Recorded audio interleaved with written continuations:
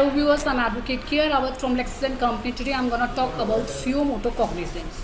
What is suo motu cognizance is a Latin term which means an action taken by a government agency, court or other central authority on their own apprehensions. A court takes a suo motu cognizance on a legal matter when it receives information about the violations of the right or breach of duty with media or a third party notification in India. Under Article 32 of the Indian Constitution and Article 226 of the Indian Constitution lay down the provisions for filing public interest litigation in India, Supreme Court and High Court respectively. This has given rise to the court's power to initiate legal action on their cognizance of a matter. Suo motu's actions by litigating India court has a reflection of activism by the judiciary and captivated the general public with the speedy delivery of justice by the court.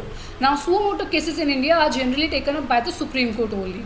The Indian judiciary has been undoubtedly holding the baton of democracy for the past few years. In numerous instances, different high courts and Supreme Courts have risen to the occasions by taking cognizance of a legal issue on their own and provided swift justice.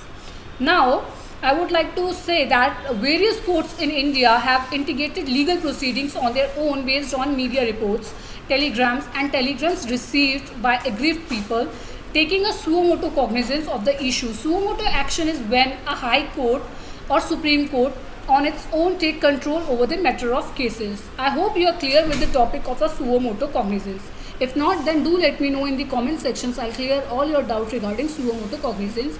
Thank you for watching this video. I'll see you guys super soon in my next video with some other legal topics.